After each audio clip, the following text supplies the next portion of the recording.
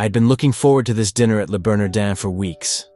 After closing a major deal at my consulting firm, I decided to treat myself to the kind of meal that required reservations made months in advance. The restaurant's reputation preceded it. Crystal chandeliers cast warm light over pristine white tablecloths, and the soft murmur of sophisticated conversation filled the air. I was seated at a corner table with a perfect view of the dining room, enjoying my wine and anticipating the evening ahead.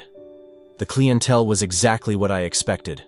Well-dressed couples celebrating anniversaries, business executives discussing deals over expensive bottles, and the occasional celebrity trying to dine incognito. Everyone seemed to move and speak with the careful precision that comes with both wealth and the desire to appear cultured. I was reviewing the wine list when I noticed them. A table of 6 men in the center of the dining room who commanded attention not through elegance, but through sheer volume and presence. They were clearly wealthy, their watches probably worth more than most people's cars, their suits perfectly tailored. But there was something about their energy that felt different from the refined atmosphere around them. They were loud, boisterous, and seemed to care little about the subtle social cues that govern behavior in a place like this. The man at the head of the table appeared to be their leader, mid-40s, silver hair, and the kind of confidence that comes from never being told no. I recognized him immediately from business magazines and news articles. Marcus Sterling, the tech billionaire whose company had gone public in a record-breaking IPO just 2 years earlier. His face had graced countless covers, usually accompanied by headlines about his genius, his ruthlessness, or his latest acquisition. Our waitress approached their table with the kind of nervous energy that suggested she was new to serving clientele of this caliber. She couldn't have been more than 22 or 23, with auburn hair pulled back in a neat ponytail, and the earnest expression of someone trying very hard to do well at her job. Her name tag read, Emma. I watched as she introduced herself to the table, her voice clear but betraying just a hint of nervousness. The men barely acknowledged her presence, continuing their loud conversation about some business acquisition while she waited patiently with her notepad ready. When she finally managed to get their attention to take drink orders, Marcus Sterling looked up at her with an expression that made my stomach turn. It wasn't simply dismissive, it was predatory, the look of someone who had identified easy prey. His friends seemed to pick up on his energy immediately, their conversation shifting focus to include commentary on their server. I couldn't hear everything they were saying from my table, but their tone was unmistakable. They were treating her not as a professional doing her job, but as entertainment for their amusement. Emma maintained her composure admirably, writing down their elaborate drink orders while they made increasingly complex modifications and requests. I could see her grip tighten on her pen as Marcus Sterling made what appeared to be some kind of joke at her expense, causing his companions to erupt in laughter. The young woman's cheeks flushed slightly, but she continued to smile and nod, clearly trying to maintain her professionalism despite whatever had just been said. Other diners were beginning to notice the commotion at their table, though most seemed content to avert their eyes and focus on their own meals. The uncomfortable tension was palpable, but in a restaurant like this, confrontation was unthinkable. Emma returned with their drinks on a silver tray, moving carefully through the dining room. As she began to serve the table, Marcus Sterling suddenly gestured broadly while telling some story, causing her to stumble slightly. A few drops of wine splashed onto the pristine white tablecloth, and the entire dynamic shifted instantly. The laughter stopped, and Marcus Sterling's expression transformed into one of exaggerated shock and indignation. His voice carried clearly across the restaurant as he berated the young woman for her clumsiness. What I witnessed next made my blood pressure spike. He began to lecture her about the cost of the wine, the expense of the tablecloth, and her obvious incompetence. His friends joined in, making comments about her qualifications and suggesting that perhaps she wasn't suited for this type of establishment. Emma's face went from pink to deep red as she apologized profusely, offering to clean the tablecloth and replace the wine. But Marcus Sterling wasn't interested in solutions. He seemed to be enjoying the spectacle he was creating. He demanded to speak to the manager, his voice growing louder and more theatrical. Other patrons were now openly staring, though none made any move to intervene. The manager arrived quickly, a distinguished older man who clearly recognized Marcus Sterling immediately. Instead of defending his employee, he began apologizing to the billionaire and his party, assuring them that the incident would be handled appropriately. I watched Emma's shoulders slump as she realized that her boss was more concerned with placating the wealthy customer than supporting her. The manager's deference only seemed to embolden Marcus Sterling, who began making increasingly outrageous demands. He wanted the tablecloth replaced, the entire table reset, and suggested that perhaps Emma should be reassigned to a different section, where her limited skills might be more appropriate. What happened next crossed the line from mere rudeness into outright cruelty. Marcus Sterling, emboldened by the manager's obvious deference and his friend's encouraging laughter, began to make a show of training Emma in proper service. He had her practice walking back and forth across the dining room, critiquing her posture and movement while his companions provided color commentary. The poor girl was near tears but continued to comply, clearly terrified of losing her job. I could see the other staff members watching from the sidelines, their expressions a mixture of sympathy and helplessness. None of them were in a position to challenge someone of Marcus Sterling's status, and they all knew it. The billionaire seemed to understand this power dynamic perfectly, and was exploiting it for his own amusement. He then began to quiz Emma on the wine list, asking her to pronounce difficult French names and explain vintage characteristics that even sommeliers might struggle with. When she inevitably couldn't answer his increasingly obscure questions, he would turn to his friends with exaggerated disappointment, making comments about the declining quality of service staff. The entire dining room had gone quiet, with conversations at other tables dying as people became unwilling witnesses to this public humiliation. I could see elderly couples looking uncomfortable, business associates shifting nervously in their seats, and even the staff moving more quietly as if trying to become invisible. But no one said anything. No one stood up. No one intervened. The silence was as damning as the abuse itself, creating a vacuum that allowed Marcus Sterling's behavior to escalate unchecked. I found myself gripping my wine glass so tightly, I was afraid it might shatter, fighting an internal battle between my instinct to intervene and my awareness that confronting someone like Marcus Sterling could have serious consequences for my own career and reputation. Block 5. The breaking point. The situation reached its peak when Marcus Sterling decided to make Emma recite a formal apology to each member of his table individually for the wine spill that had been caused by his own gesture. As she moved around the table, her voice barely above a whisper, offering personal apologies to men who smirked and made crude comments in response. I felt something snap inside me. This wasn't just poor behavior. This was systematic dehumanization designed purely for entertainment. I watched Emma's hands shake as she clutched her notepad, saw the way she kept blinking rapidly to hold back tears, and observed how she maintained her professional demeanor even as these men stripped away her dignity piece by piece. The final straw came when one of Marcus Sterling's companions suggested that perhaps Emma should demonstrate her commitment to service by performing some additional task to make up for her incompetence. The implication in his tone was clear, and the laughter that followed made my skin crawl. Emma stood frozen, clearly understanding the subtext, but not knowing how to respond. The manager, who had been hovering nearby, actually seemed to be considering the suggestion, his desperation to please these wealthy customers overriding any sense of decency or employee protection. I looked around the dining room one more time, hoping someone else would step forward, that some other patron would find the courage to intervene. But everyone was carefully avoiding eye contact, studying their plates with sudden intensity, or quietly asking for their checks so they could escape the uncomfortable situation. The silence was deafening and complicit. In that moment, I realized that my own silence was just as much a part of the problem as their active cruelty. I was allowing this to happen through my inaction, contributing to a culture where wealth and status provided immunity from basic human decency. Block 6. Finding my voice.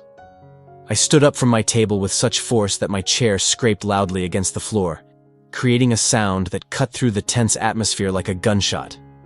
Every head in the restaurant turned toward me, including Marcus Sterling's table. My heart was pounding, but I felt a clarity of purpose that surprised me with its intensity. Walking across the dining room felt like moving through water, each step deliberate and measured as conversation stopped, and all attention focused on my movement toward the center of the confrontation. When I reached their table, I looked directly at Marcus Sterling, noting how his expression shifted from amusement to confusion to something approaching irritation at this unexpected interruption to his entertainment. Emma looked up at me with wide eyes, clearly terrified that another customer was approaching to add to her humiliation. I took a deep breath and spoke in a voice that carried clearly throughout the now silent restaurant. I think that's enough. The simplicity of my statement seemed to catch everyone off guard. Marcus Sterling leaned back in his chair, studying me with the calculating look of someone trying to assess a potential threat or opportunity. His friends exchanged glances, unsure whether this was another form of entertainment or an actual challenge to their behavior. I continued, addressing Marcus Sterling directly while keeping my voice calm and measured. What you're doing to this young woman isn't funny, it isn't clever, and it isn't acceptable. She's trying to do her job, and you're humiliating her for your own amusement. The billionaire's expression hardened, and I could see him mentally shifting into the aggressive mode that had probably served him well in business negotiations. I'm sorry, and you are? He asked, his tone dripping with condescension. Someone who believes that treating service workers with basic human dignity shouldn't be optional, I replied. Block 7. The confrontation. Marcus Sterling's demeanor shifted completely, transforming from predatory amusement to cold calculation. He was clearly a man accustomed to intimidating people who challenged him, and I could see him sizing me up, trying to determine the best approach to regain control of the situation. His voice took on the tone of someone explaining something obvious to a child. Miss, I'm sure you mean well, but this is between me and the restaurant staff. Perhaps you should return to your table and enjoy your meal. His friends murmured agreement, one of them suggesting that I was overreacting to a simple misunderstanding. But I had come too far to back down now. There's no misunderstanding here, I said, keeping my voice steady despite the adrenaline coursing through my system. You spilled wine through your own careless gesture, then blamed this young woman and turned her humiliation into entertainment for your table. Marcus Sterling's eyes narrowed dangerously. Do you have any idea who you're talking to? The question was clearly meant to intimidate, implying consequences for my interference that I should consider carefully. I looked directly into his eyes and answered with complete honesty. I know exactly who you are, Mr. Sterling. But being wealthy doesn't give you the right to treat people like they're disposable for your amusement. A ripple of shock went through not just his table, but the entire restaurant. In environments like this, wealth typically provided a shield from direct confrontation, and my refusal to be intimidated was clearly unexpected. The manager appeared at my elbow, his face pale with panic. Ma'am, please, let's not create a scene. Mr. Sterling is a valued customer, and I'm sure we can resolve this privately. His plea revealed everything wrong with the situation. The assumption that wealth automatically deserved deference, regardless of behavior. Block 8. Taking a stand. I turned to face the manager, seeing in his expression the systematic problem that allowed situations like this to flourish unchecked. The scene was already created, I said firmly. I'm just refusing to pretend it isn't happening. Looking back at Marcus Sterling, I continued. You can intimidate service staff and managers who depend on your money, but you can't intimidate customers who have nothing to lose by calling out bad behavior. Emma stood beside me, still trembling but no longer alone in her humiliation. I could see other diners beginning to pay closer attention, some nodding subtly in agreement, though none yet brave enough to voice support. Marcus Sterling leaned forward, his voice taking on a menacing edge. You're making a very big mistake. I have lawyers who specialize in defamation, and what you're suggesting about my character could be very expensive for you. The threat was clear and professionally delivered, the kind of legal intimidation that probably worked on most people who dared to cross him. But I had spent years in consulting, dealing with difficult clients and high-stakes negotiations. I recognized the tactic for what it was, an attempt to silence opposition through fear rather than address the actual behavior. Mr. Sterling, I replied calmly, everything I've said has been witnessed by dozens of people in this restaurant. Your treatment of this young woman has been public and documented. If you'd like to discuss defamation law, I'd suggest you start by examining your own actions. His friends were becoming visibly uncomfortable, perhaps beginning to realize that their evening's entertainment was becoming a public relations nightmare for their host. One of them tugged at Marcus Sterling's sleeve, suggesting quietly that they should simply move to another restaurant. But the billionaire was clearly not accustomed to backing down from confrontations, especially in front of an audience. Block 9. Unexpected support. What happened next surprised everyone in the restaurant, including myself. An elderly man at a nearby table cleared his throat and spoke up in a clear, authoritative voice. The young lady is absolutely right. What I've witnessed here tonight is disgraceful. His statement seemed to break some invisible barrier, and suddenly other voices joined in. A middle-aged woman 2 tables away said firmly, "That poor girl was just trying to do her job." A business executive near the window added, "I've been watching this whole thing, and it's been completely inappropriate." One by one, other diners began to voice their agreement, creating a chorus of disapproval that filled the restaurant.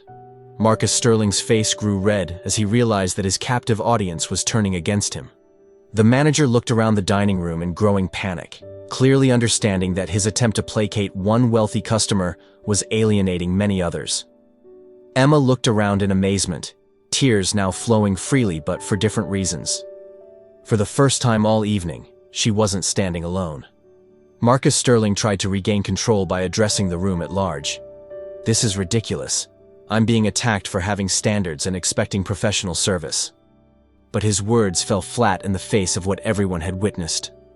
One of the business executives called out, "Professional service? I saw you cause that spill yourself." Another diner added, "We all saw what really happened here." The tide had completely turned, and Marcus Sterling found himself in the position his victims usually occupied, isolated, outnumbered, and facing the collective judgment of the room. His friends were now openly suggesting they should leave, their own reputations beginning to suffer by association. The manager, reading the room and finally understanding which way the wind was blowing, stepped forward with newfound courage. "Mr. Sterling, perhaps it would be best if you and your party settled your bill and left for the evening. Block 10. The tables turn. Marcus Sterling's shock at being asked to leave was palpable. This was clearly not a man accustomed to being rejected or asked to modify his behavior. His voice rose to a near shout as he demanded to speak to the owner, threatened to post negative reviews, and promised that the restaurant would regret this treatment. But his bluster only served to reinforce everyone's impression that he was a bully, accustomed to getting his way through intimidation rather than merit. The manager, now backed by the clear sentiment of his other patrons, stood his ground. "Sir, I'm going to have to insist that you leave. Your behavior tonight has been unacceptable, and you're disturbing our other guests." Emma watched this reversal with an expression of wonder and disbelief. 20 minutes earlier, she had been facing potential termination for a spill that wasn't even her fault. Now, her tormentor was being ejected from the restaurant while she retained both her job and her dignity. Marcus Sterling's friends were already standing, clearly eager to distance themselves from the situation. Their evening of entertainment had become a public humiliation for their host, and their association with him was now a liability rather than an asset. One of them threw money on the table and muttered something about finding somewhere else to finish dinner. As Marcus Sterling finally realized that his usual tactics weren't working, his expression shifted through several emotions: anger, disbelief, and finally a calculating coldness that suggested this wasn't over. He stood slowly, straightening his expensive suit jacket, and looked around the room at all the faces staring back at him with disapproval. "You people have no idea what you've just done," he said, his voice carrying a mixture of threat and promise. "I don't forget things like this." But his words no longer carried the weight they had earlier in the evening. The room had seen him for what he truly was, and his wealth couldn't erase that revelation. Block 11. The aftermath. After Marcus Sterling and his companions left, the restaurant's atmosphere began to slowly return to normal, though the energy remained charged with the aftermath of what had just occurred. Other diners resumed their conversations, but the topics had shifted to what they had witnessed and their own reactions to the confrontation. I returned to my table, my hands still slightly shaking from the adrenaline of the encounter. Emma approached me a few minutes later, her eyes red but her expression one of profound gratitude. "I don't know how to thank you," she said quietly. "I thought I was going to lose my job tonight, and instead—" She trailed off, seeming unable to fully process the evening's events. "You don't need to thank me," I replied. "You deserve to be treated with respect, and no one should have to endure what he put you through." She told me it was only her second week at the restaurant, that she was working 2 jobs to pay for college, and that she had never encountered anything like Marcus Sterling's behavior in her previous service position. The manager approached our conversation and offered a heartfelt apology to Emma for not supporting her sooner. He also comped my entire meal, though I insisted that wasn't necessary. "What you did tonight was extraordinary," he said. "Most people would have looked the other way." As the evening wound down, several other diners stopped by my table to express their support for my actions. The elderly gentleman who had been the first to speak up introduced himself as a retired federal judge and told me that standing up to bullies was always the right choice, regardless of their wealth or status. A young couple mentioned that they had been horrified by what they witnessed but hadn't known how to intervene. Their honesty was refreshing and reminded me that good people sometimes need someone else to model courage before they can find their own. Block 12. Lasting Impact.